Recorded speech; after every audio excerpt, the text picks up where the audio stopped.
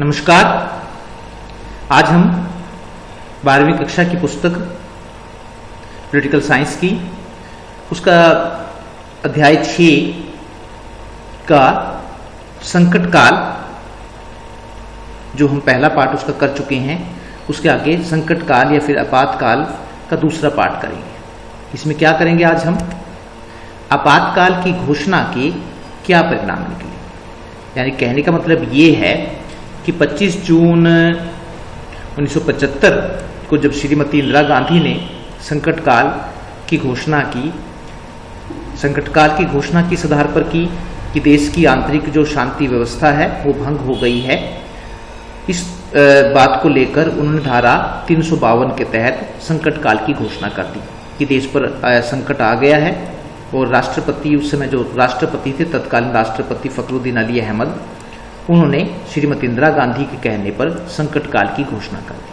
तो इस वाले भाग में हम ये जानने का प्रयास करेंगे कि जब देश पर संकट काल की घोषणा की गई या आपातकाल को लागू किया गया तो उसके क्या परिणाम सामने आए, ऐसी क्या घटनाएं हुई जिसके कारण ये जो चैप्टर है या संकट काल है वो आपके बुक में या आपकी किताब में शामिल किया गया। आपातकाल की घोषणा के क्या परिणाम निकले। 25 जून 1975 की आधी रात को श्रीमती इंदिरा गांधी के कहने पर तत्कालीन राष्ट्रपति फखरुद्दीन अली अहमद ने संकट काल की घोषणा कर दी। आपातकाल की घोषणा होते ही सभी बड़े अखबारों की बिजली काट दी गई। क्यों काट दी गई? इसलिए ताकि वे अखबार सरकार के खिलाफ कोई खबर न छाप सके, क्योंकि जब देश पे जिस आधार पर संकट काल की घोषणा की गई थी, ऐसा कोई आधार देश में ऐसी शांति भंग होने की ऐसी कोई स्थिति जो है या ऐसी कोई खबर सामने नहीं आई थी। तो इसलिए श्रीमती इंदिरा गांधी को लगा कि लोगों के बीच में गलत संदेश ना जाए, इसलिए लोगों को पता ना लगे कि क्या किया गया है श्रीमती इंदिरा गांधी ने। तो सभी बड़े अखबारों की जो तो बिजली काट दी गई ताकि वो जो खबर हैं, जो संकट काल की खबर हैं, वो प्रकाशित न कर सके, अपनी राय जनता के बीच ना बता सके। आपातकाल की घोषणा होने के बाद देश में निम्नलिखित घटनाएं घटी। अब ये ध्यान से आपने देखना है ताकि आपको ये पता लग सके कि आपातकाल की जब घोषणा की गई थी तो उसके कारण देश की जनता को किन किन कठिनाइयों का सामना करना पड़ा। बड़े पैमाने पर गिरफ्तारियां, ये सबसे पहला पॉइंट है कि जब आपातकाल लागू किया गया तो जो बड़े बड़े नेता थे उन सभी को गिरफ्तार किया गया। तो पहला पॉइंट है बड़े पैमाने पर गिरफ्तारियां। ये न्यूज़पेपर है, अगर आप ध्यान से देखें, 26 जून 1975 का है, इंडियन हेराल्ड।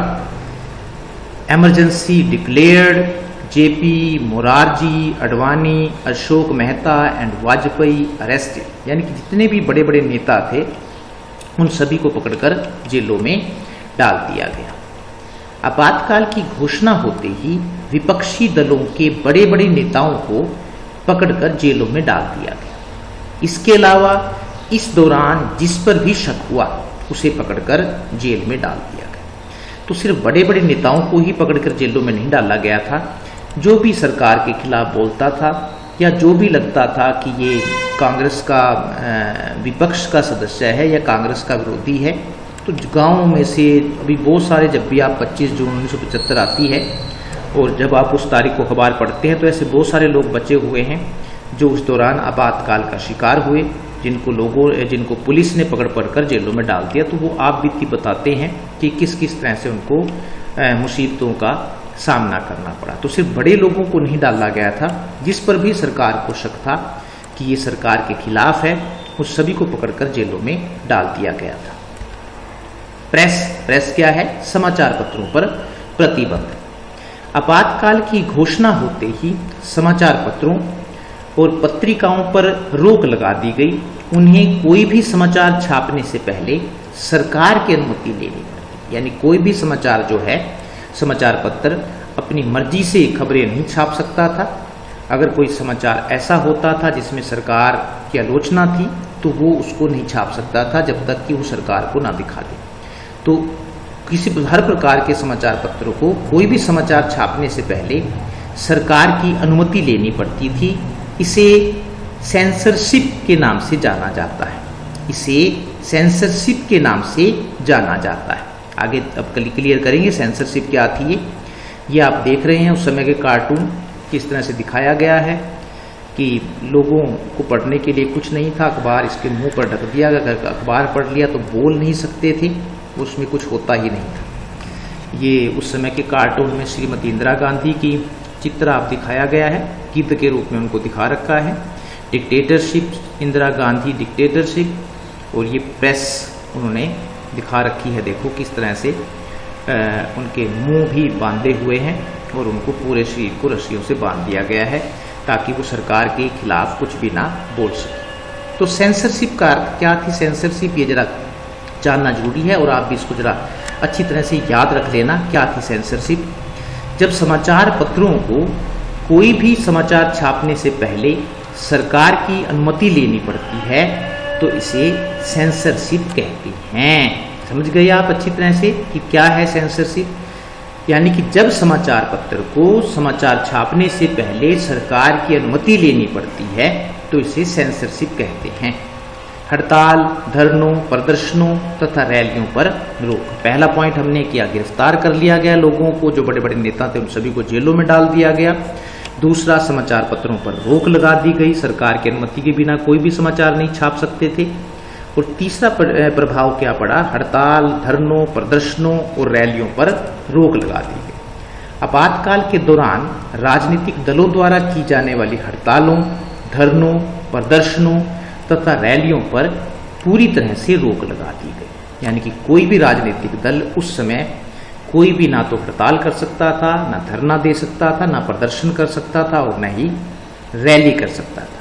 कोई भी राजनीतिक दल सरकार की अनुमति के बिना ये सब नहीं कर सकता था। तो पूरी तरह से लोकतंत्र का हम कह सकते हैं गला घोट दिया गया। धार्मिक संगठनों पर रोक, इसको भी क्या किया गया? आपातकाल के दौरान सरकार ने सांप्रदायिकता का मतलब होता है जो धर्म के आधार पर जो भेदभाव किया जाता है वो धार्मिक, इसको कहेंगे असहिष्णुता।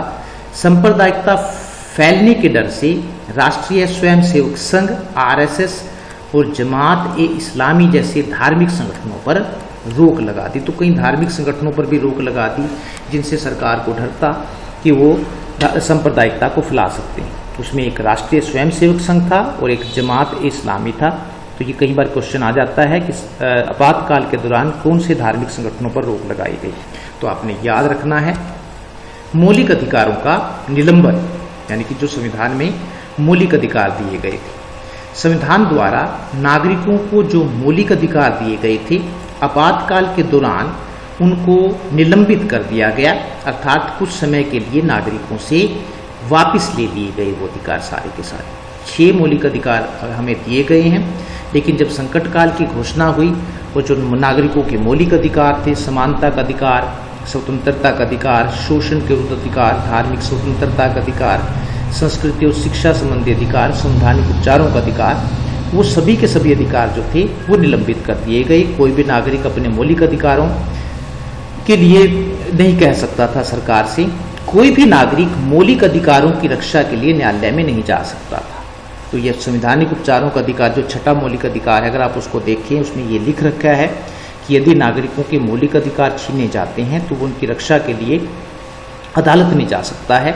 लेकिन जब संकट काल की घोषणा की गई तो सरकार ने सभी अधिकार जो है निलंबित कर दिए और कोई भी नागरिक अपने मौलिक अधिकारों की रक्षा के लिए कोर्ट में नहीं जा सकता था। इस तरह से कह सकते हैं कि लोगों को उसमें कोई अधिकार नहीं रहा था। श्रीमती इंदिरा गांधी जो चाहती थी वो कर सकती थी। आंतरिक सुरक्षा बनाए रखने का अधिनियम, मीसा इसको इंग्लिश में कहते हैं, हिंदी में इसका पूरा नाम है आंतरिक सुरक्षा बनाए रखने का अधिनियम लागू करना। ये नया कानून, एक कानून था जो श्रीमती इंदिरा गांधी ने लागू किया था, maintenance of internal security act, छोटा नाम है मीसा, आंतरिक सुरक्षा व्यवस्था बनाए रखने का अधिनियम। आपातकाल के दौरान सरकार ने मीसा कानून को लागू करने के लिए निवारक नजरबंदी कानून का खुलकर दुरुपयोग किया।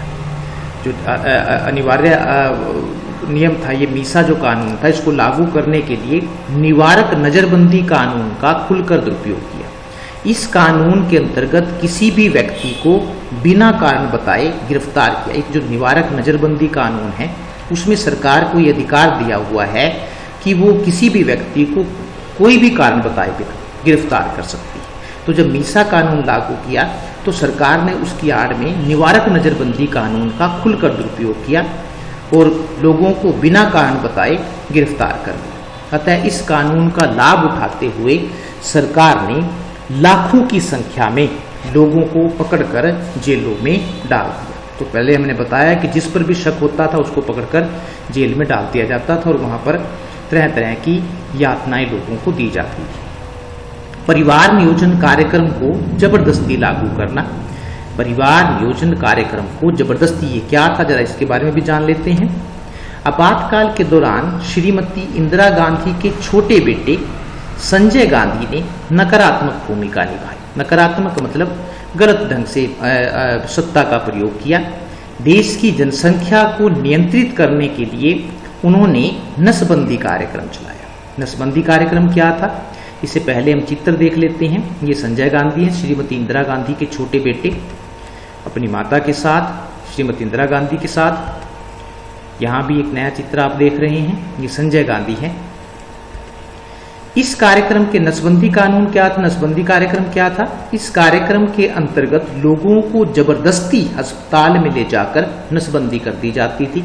मतलब उनकी जो बच्चे पैदा करने की जो क्षमता है वो खत्म कर दी जाती थी, उसको नसबंदी हम कहते हैं। इस दौरान कई ऐसे मामले भी प्रकाश में आए जब कुंवारे लोगों की भी नसबंदी कर दी गई। तो कई ऐसे मामले आए, लोगों को पकड़ कर ले जाते थे और वहां उनकी नसबंदी कर दी जाती थी। तो कई ऐसे मामले थे, कुंवारे लोगों की भी नसबंदी कर दी गई थी। 42वां संवैधानिक संशोधन पास करना, ये याद रखना है आपने कि आपातकाल के दौरान कौन सा संवैधानिक संशोधन पास किया गया, 42वां संवैधानिक संशोधन। आपातकाल के दौरान इंदिरा गांधी सरकार द्वारा 1976 में, याद रह जाएगी डेट आपको, 42वां संवैधानिक संशोधन पास किया। इस संवैधानिक संशोधन को लघु संविधान भी कहा जाता है। तो कई बार ये भी क्वेश्चन आ जाता है कि कौन से संवैधानिक संशोधन को लघु संविधान कहा जाता है। 1976 में पास किए गए 42वें संवैधानिक संशोधन को, तो इसको लघु संविधान भी कहा जाता है। क्या किया इसमें श्रीमती इंदिरा गांधी ने? इस संवैधानिक संशोधन के द्वारा निम्नलिखित व्यवस्थाएं की गई, कई प्रकार के इसमें परिवर्तन किए गए संविधान में। पहला क्या था? नंबर 1, संविधान में नागरिकों के 10 मौलिक कर्तव्यों का वर्णन किया गया। ये याद रखना है आपने कि नागरिकों के 10 मौलिक कर्तव्यों का वर्णन संविधान के किस अनुच्छेद में, किस संवैधानिक संशोधन द्वारा किया गया था। क्योंकि हम 11वीं में कर चुके हैं मौलिक कर्तव्य, अब 11 हैं, 10 की जगह एक और बढ़ा दिया है। नंबर 2 क्या किया गया 42वें संवैधानिक संशोधन में? लोकसभा और राज्य विधानसभा का कार्यकाल 5 साल से बढ़ाकर 6 साल कर दिया गया। आप सभी जानते हैं कि लोकसभा का जो कार्यकाल है वो 5 साल होता है, लेकिन 1976 में लोकसभा थी चाहे फिर वो विधानसभा था, उनका कार्यकाल जो है वो 6 साल कर दिया गया था। तीसरा, संविधान की प्रस्तावना में धर्मनिरपेक्ष और समाजवादी शब्द जोड़े गए। तो संविधान की जो प्रस्तावना में, जब मूल संविधान था उसमें जो धर्मनिरपेक्ष शब्द नहीं था और ना ही समाजवादी शब्द था, तो 1976 में 42वें संवैधानिक संशोधन के द्वारा ये 2 शब्द उसमें जोड़े गए। तो इस प्रकार उसमें एक बड़ा और भी बहुत सारी परिवर्तन किए गए, लेकिन 2-3 बातें जो हैं वो 42वें संवैधानिक संशोधन के बारे में याद रखना जरूरी है।